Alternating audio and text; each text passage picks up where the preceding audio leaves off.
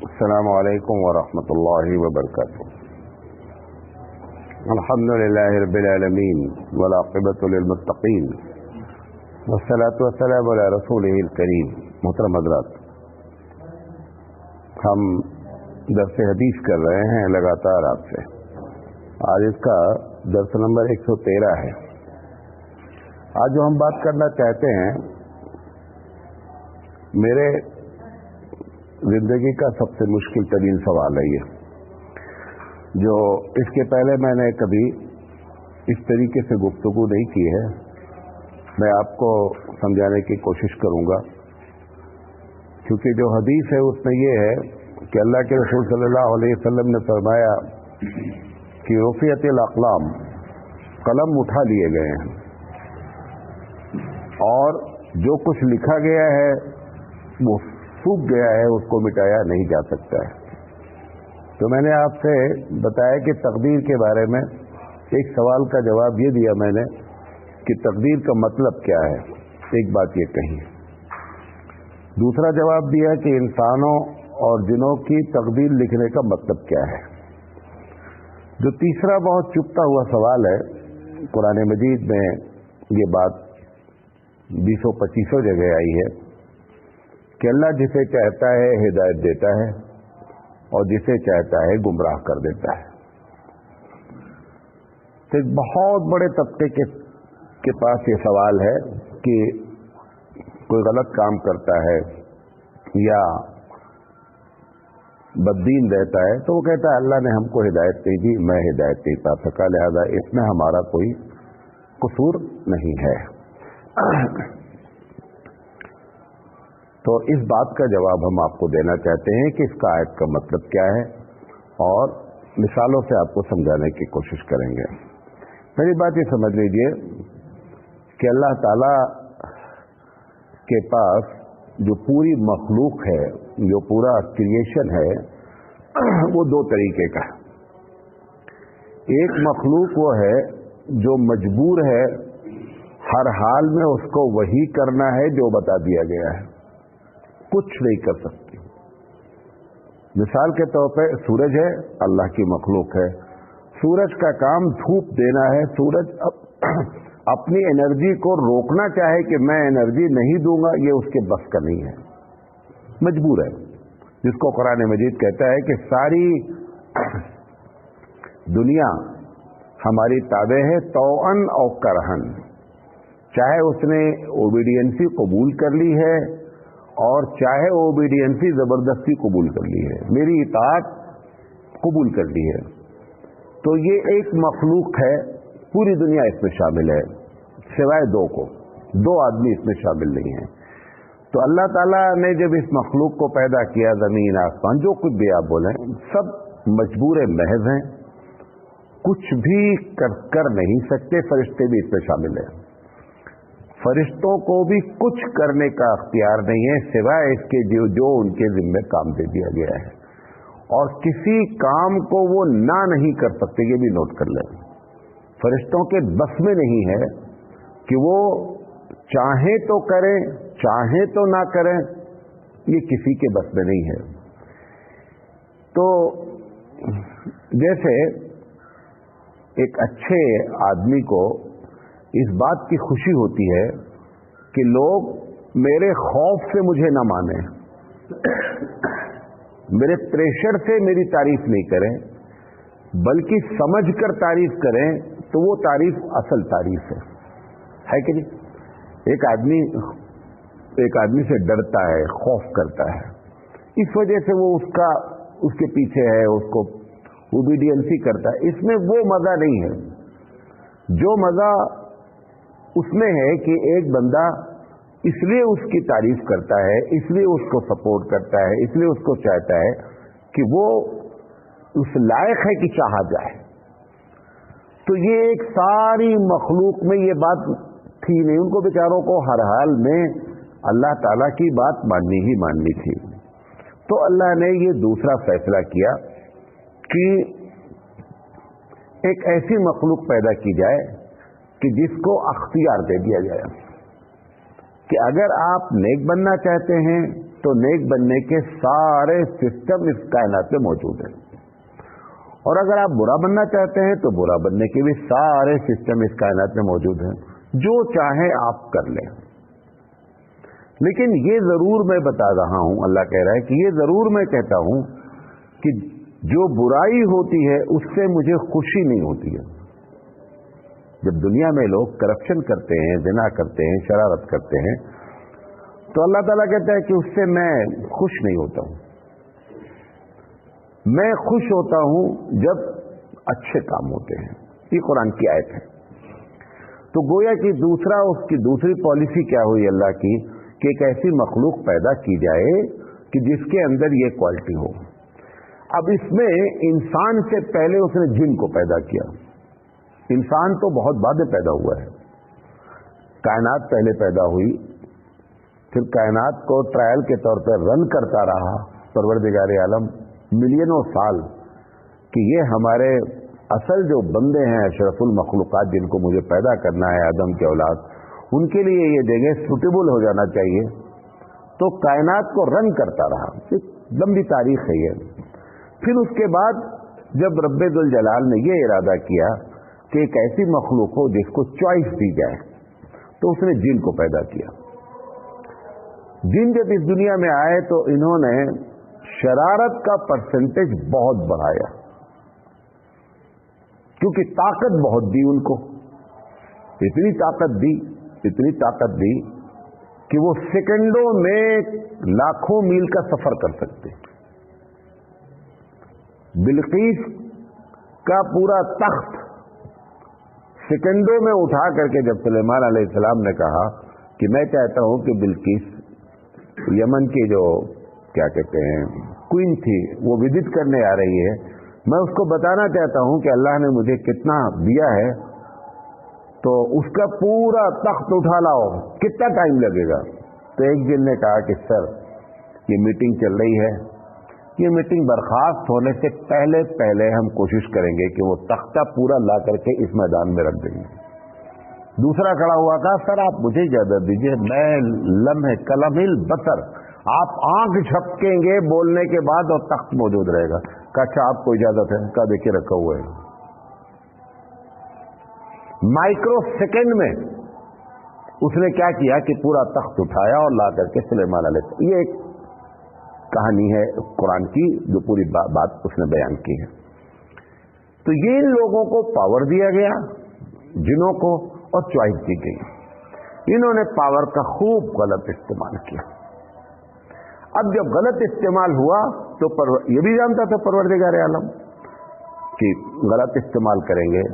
اب دوسرا جو پیدا کرنے کا ارادہ کیا کہ پاور کم کر دیا گیا اور چوائس کو برقرار رکھا گیا۔ میں بات سمجھا پا رہا ہوں؟ پاور کو، ہمارے انسان کے پاور کو لمیٹڈ کر دیا گیا، وہ بھی ان لمیٹڈ نہیں تھا لیکن ہمارے مقابلے میں ان لمیٹڈ تھا گویا۔ تو ہماری طاقت کو رب ذوالجلال نے انسانوں کی طاقت کو تھوڑا سے کم کیا، اور کم کرنے کے بعد پیدا کیا۔ یہی وجہ ہے کہ جب فرشتوں سے اللہ نے کہا کہ میں ایک مخلوق پیدا کرنے والا ہوں کہ جو آدم اور آدم کی اولاد، تو فرشتوں نے جو پہلا آبجیکشن کیا وہ یہی کیا کہ اللہ آپ نے اسی مزاج کی ایک مخلوق پیدا کی ہے، اور ان کی شرارت بھی آپ دیکھ چکے ہیں۔ وَيَسْفِكُ الدِّمَاءَ، وہ تو خون خرابہ کرتے ہیں، کرپشن کرتے ہیں، اور ہم جیسے لوگ، فرشتہ کہتا ہے ہم نَحْنُ نُسَبِّحُ بِحَمْدِكَ وَنُقَدِّسُ لَكَ، ہم تو 24 گھنٹے تسبیح بھانتے ہیں آپ کی، ہم تو کچھ بھی غلطی نہیں کرتے ہیں۔ لہذا آپ دوبارہ یہ جو ان کو پیدا کرنے کا ارادہ کر رہے ہیں، تو ان کو اس کا ایکسپیرینس ہے فرشتوں کو کہ جنہوں نے اتنی شرارتیں کی ہیں، اس کا حوالہ لوگ پوچھتے ہیں کہ کیسے معلوم ہو گیا فرشتوں کو کہ انسان شرارت کرے گا؟ نہیں، ابھی تو پیدا ہی نہیں ہوئے آدم، اس سے پہلے انہوں نے کمنٹ کر دیا۔ تو اس کا جواب یہی ہے کہ فرشتوں کو یہ بات ان جنوں سے انہوں نے آئیڈیا لیا کہ دونوں کا نیچر سیم ہے، فرشتوں ان کا، جنوں کا اور انسانوں کا نیچر سیم۔ کیا نیچر سیم ہے؟ ان کے پاس ان لمیٹڈ پاور ہے اور چوائس ہے۔ تو اللہ تعالیٰ نے کہا کہ انی عالم ما لا تعلمون، آپ شانتی اختیار کریں. کس سے کہہ رہا ہے؟ فرشتوں سے. فرشتے بھی سمجھ گئے کہ اللہ جس ٹون میں بات ہم سے کر رہا ہے یہ اپنی ناراضگی کا اظہار کر رہا ہے, مجھے یہ بات نہیں کہنی چاہیے تھی فرشتوں کو کہ اللہ یہ ایسی شرارت کریں گے. بہرحال فرشتوں سے وہ چوک ہو گئی. اب یہ جب دوسری مخلوق پیدا کی پروردگار عالم نے, تو جیسا میں نے بتایا کہ پاور کو محدود کر دیا اور چوائس کو برقرار رکھا. آپ چاہیں اچھا کام کریں, آپ چاہیں برا کار کریں. قرآن مجید کہتا وَهَدَيْنَاهُ النَّجْدَيْنِ کہ ہم نے ان کو دونوں راستے دکھلا دیے ہیں, یہ راستہ ادھر جاتا ہے, یہ راستہ ادھر جاتا ہے, آپ جو چاہیں کریں. اب پروردگار عالم یہ جو کہتا ہے کہ میں جسے چاہتا ہوں ہدایت دیتا ہوں اور میں جسے چاہتا ہوں کیا کرتا ہوں, گمراہ کرتا ہوں. تو جو آدمی ہدایت طلب کرتا ہے اس کو وہ ہدایت دیتا ہے. جو آدمی, کیونکہ اختیار دیا ہوا ہے, جو آدمی خود سے, دیکھیں گاندھی جیسے آدمی لوگ کہتے ہیں میں قرآن کریم, کہتا ہے میں سورہ فاتحہ روز پڑھتا ہوں. پورا قرآن آپ پڑھ ڈالیں, اگر اس قرآن سے آپ نے ہدایت کی نیت نہیں کی ہے تو جس رب کا وہ کلام ہے وہ بڑا بے نیاز ہے.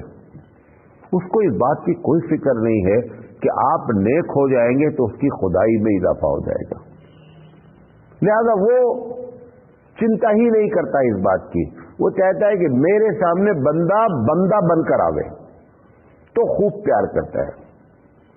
اگر بندہ جیسے باپ ہے, کتنا بڑا بھی لڑکا ہو جائے پڑھائی میں پیسے میں, لیکن باپ کے سامنے اس کو ہمیشہ رہنا کیسے چاہیے؟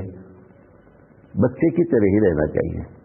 جب وہ باپ کے سامنے ذرہ برابر کبھی اپنے پیسے کا گھمنڈ یا اپنی شہرت کا یا اپنی عزت کا, تو باپ بھلے کچھ بولے یا نہ بولے مارے ڈر کے اس سے, لیکن دل سے وہ کبھی اس کو پسند نہیں کرتا اس لڑکے کو.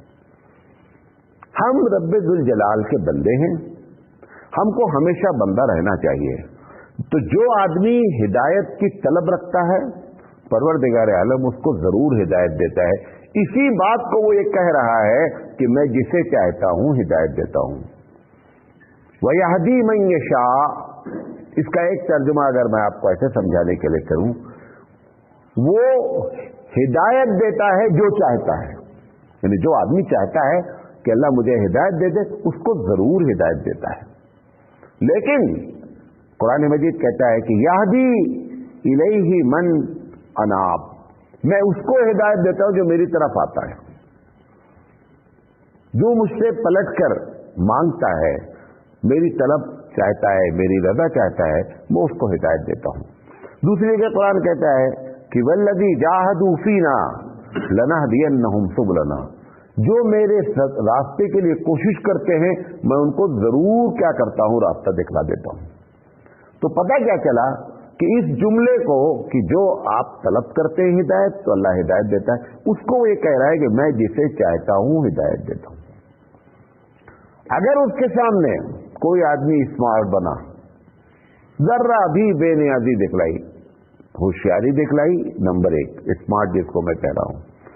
نمبر 2 اگر بے نیازی دکھلائی کہ اللہ مجھے ہدایت دینا چاہے تو مجھے ہدایت دے, میں کیا, میں نہیں مانگتا. پروردگار عالم ایسے شخص کو کبھی زندگی میں ہدایت نہیں دیتا ہے. قرآن مجید کہتا ہے کہ وما یضل بہ الا الفاسقون, وہ گمراہ کرتا ہے ان لوگوں کو جو فاسق ہیں, جو اسمارٹ بن گئے, جنہوں نے بے نیازی اختیار کی, جنہوں نے اللہ کے سامنے بندہ بننے سے انکار کر دیا. پروردگار عالم کہتا ہے کہ یہ فاسق لوگ ہیں, میں ایسے لوگوں کو ہدایت نہیں دیتا ہوں. تو پتہ کیا چلا کہ جو ہدایت نہیں طلب کرتا اس کے بارے میں اس نے کہہ دیا کہ میں اس کو ہدایت نہیں دیتا, اور جو ہدایت طلب کرتا ہے پروردگار عالم کہتا ہے میں اس کو ہدایت دے دیتا ہوں. اچھا ایک بات تو یہ آپ کو بتانا چاہتے تھے. اسی طریقے سے اللہ تعالیٰ نے چونکہ اس دنیا کو ایک امتحان گاہ بنایا ہے, غور سے سنیے گا. امتحان میں ایک بچہ ہے جو میرا ہی پڑھایا ہوا ہے, یا میں کہہ لیے میرا ہی لڑکا ہے, میں نے ہی پڑھایا ہے, امتحان میں بیٹھا ہوا ہے, میں اس میں گاڑی کر رہا ہوں, گھوم رہا ہوں. میرا بچہ, میرا پڑھایا ہوا, میری ہی اولاد غلط لکھ رہی ہے. गलत लिख रही है। अब ये है इम्तिहान गाह, तमाम बच्चे बैठे हुए हैं, ये मेरे इंसाफ के खिलाफ है, ये मेरे अखलाक के खिलाफ है, ये मेरे उसूल के खिलाफ है। तीनों बातें कह रहा हूं, ये मेरे अखलाक के भी खिलाफ है, उसूल के भी खिलाफ है कि मैं अपने बच्चे को उस वक्त जब इम्तिहान में बैठा है उसको इशारे से, किनारे से, डांट कर, खिखार कर, कि मैं उसको बॉडी लैंग्वेज से या बोल करके ये बता दूं कि जो तू लिख रहा है ये गलत है। क्योंकि सारे बच्चे वो गलती कर रहे हैं या कुछ लोग गलती कर रहे हैं, आप किसी को नहीं बता रहे हैं, इसको बता रहे हैं। ये इम्तिहान गाह खत्म होकर के क्लासरूम हो गई। ये सारे काम कहां होते हैं? ये क्लासरूम में होते हैं, उसको बताया जाता है, समझाया जाता है, लेकिन इम्तिहान गाह में अब नहीं समझाया जाता है। अब वो बच्चा जो हमारा ही बच्चा था फेल हो गया। फेल होने के बाद अब वो जब घर में बैठता है तो अम्मी से कहता है कि अब्बा की वजह से हम फेल हुए। क्या बोलता है? कि हम अब्बा की वजह से फेल हुए, अब्बा अगर चाहते तो मुझे उस वक्त करेक्शन कर देते, मैं पास हो जाता। आप ईमानदारी से बताइए कि ये हमारे लड़के का अपनी अम्मी से कंप्लेन करना कि अब्बा की वजह से हम फेल हुए सही है? सही नहीं है। ये एक अलग बात है कि मैं देख रहा था, उसी देखने का नाम, समझने का नाम मेरी मशीयत थी, लेकिन मैं राजी नहीं था वो जो लिखा जा रहा था, मैं उस पर राजी नहीं था। अंदर से कितना मैं कोड़ रहा था कि मेरा लड़का है, मेरा पढ़ाया हुआ है और गलत लिख रहा है। अंदर की पोजीशन हमारी कितनी उस वक्त कैसी रही? परवरदिगार आलम की भी यही मामला है कि बंदों को इम्तिहान गाह में डाल दिया है। अब बंदे गलत काम कर रहे हैं, वो करेक्शन इस वक्त नहीं करेगा, कभी भी करेक्शन नहीं करेगा वो इस वक्त कि ये क्या हो रहा है। क्यों? क्योंकि आप इम्तिहान गाह में, ये एक अलग बात है, उसकी मशीयत है, ये ऐसा हो रहा है, जान रहा है वो, लेकिन राजी नहीं है। बंदा क्या बोलता कि मैं गुमराह नहीं होता अगर अल्लाह चाहता। अल्लाह चाहता तो गुमराह नहीं होता, वो ऐसे ही जैसे वो बच्चा अपनी अम्मी से कंप्लेन कर रहा है और गलत कर रहा है। अल्लाह ने चाहा नहीं था, अल्लाह ने देखा था कि हो रहा है, जो कुछ हो रहा है गलत हो रहा है, उसने रोका नहीं क्योंकि इम्तिहान गाह है और इम्तिहान गाह में रोका नहीं जाता। ये क्लासरूम का काम है। वो बता दिया गया है कि आपको ये तो एक ये दुनिया है, एक ऐसी इम्तिहान गाह है कि जिसके सारे पर्चे आउट हैं। उस पर्चे का सॉल्व भी कर दिया गया है कि ये सवाल होंगे, ये इसके जवाब है, आप अपनी तैयारी करें। अब इम्तिहान गाह में एक आदमी को सवाल भी मालूम हो, सवाल का जवाब भी मालूम हो। सवाल ये मालूम है कि अल्लाह खुश किस चीज से होता है, ये सवाल मालूम है आपको। अल्लाह नाराज किस चीज से होता है, ये भी सवाल मालूम है। दोनों जब सवाल मालूम है, उसके बावजूद बंदा अगर गलती कर रहा है इम्तिहान गाह में बैठा हुआ, तो ये बंदे की गलती है। तो वो लड़का जिस तरीके से अपनी अम्मी को कंप्लेन करता है कि अब्बा की वजह से हम फेल हुए, ये जुमला उसका सही नहीं है। आप गलत लिख रहे थे, इसको अब्बा जान रहे थे, लेकिन अब्बा की इसमें मर्जी शामिल नहीं थी। अंदर से तो अब्बा उस वक्त बहुत परेशान थे जिस वक्त आप इम्तिहान गाह में बैठे हुए थे। परवरदिगार आलम भी पूरी दुनिया में जब करप्शन होता है तो उसको एकदम अच्छा नहीं लगता। जो भी करता है, जाती तौर पे करे, कुछ भी करे, जब कुरान मजीद की आयत है बाकायदा कि जब बंदा अल्लाह ताला की फरमा बरदारी करता है तो अल्लाह ताला खूब खुश होता है। लिहाजा ये जो कहा गया कि अल्लाह जिसे चाहता है हिदायत देता है, जिसे चाहता है हिदायत नहीं देता, इसका ये मतलब है। बात समझे मेरी? एक बात, इसी बात पर हम खत्म। अभी एक बात इसमें दो बातें और हैं, इंशाअल्लाह वो भी गुफ्तगू करेंगे कि ये बाद लोग कहना है कि जैसे कुरान में भी इसका जिक्र है कि मैं गलत काम ही नहीं करता अगर अल्लाह नहीं चाहता। जैसे एक आदमी सुसाइड कर लिया, एक आदमी ने किसी का मर्डर कर दिया, एक आदमी ने रेप कर दिया, तो वो कहता है कि अल्लाह चाहता तो मैं नहीं करता, अल्लाह ने मेरी किस्मत में लिखा था तो मैंने ये काम कर दिया। वो किस्मत में जो लिखा था उसका क्या मतलब है और किस बुनियाद पर उसने लिखा था, इंशाअल्लाह जिंदगी तो इस पर हम बात करेंगे। आज सिर्फ इतनी बात आपको बताना चाह रहे थे कि ہدایت دینے کا اور گمراہ کرنے کا مطلب کیا ہے. انشاءاللہ زندگی میں آگے بات ہوگی. وآخر دعوانا الحمدللہ رب العالمین. سبحان اللہ و بحمدہ.